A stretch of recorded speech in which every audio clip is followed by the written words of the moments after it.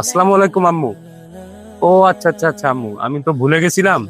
দেখি কোন দোকান খোলা আছে। এখন তো দুপুর, দেখি কোন দোকান খোলা আছে, আমি নিয়ে আসতেছি। অনেকদিন হয়ে গেল নেই না।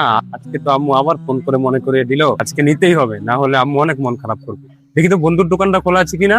হ্যাঁ, ওই যে দেখা যায় খোলা আছে, বন্ধুর কাছে পাওয়া যায় কিনা। আসসালামু আলাইকুম দোস্ত। ওয়ালাইকুম দোস্ত, আসসালাম। খানা খেয়েছিস দুপুরে? জি আলহামদুলিল্লাহ খাওয়া হয়েছে। আজকে আম্মু ফোন দিয়ে কি একটা জিনিস মনে করায় দিল, তালা আর লাইট নিতে বারবার ভুলে যাই। বস আগে গল্প টল্প করি তারপর দেওয়া যাবে তো? দোস্ত, গল্প পরে হবে, আম্মু খুব তাড়াতাড়ি নিতে বলছে। একটা তালা আর একটা লাইট দে।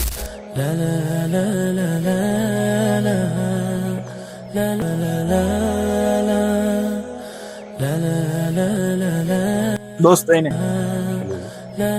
দোস্ত, বিলটা কত আসছে? তোর হচ্ছে 1000 টাকা। দোস্ত, লিখে রাখ, পরে দিব। এ দোস্ত এদিকে আয়। একটা কথা বলি, কিছু মনে করিস না, বন্ধুত্বের দাম অনেক বড়, তাই বন্ধুত্বের সাথে টাকার হিসাব ঝুলিয়ে রাখিস না।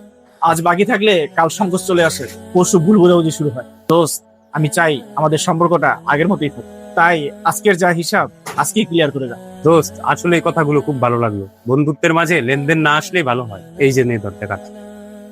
ঠিক আছে দোস্ত, ভালো থাকিস। যাই দোস্ত, আল্লাহ হাফেজ, আসসালামু আলাইকুম। ওয়ালাইকুম আসসালাম।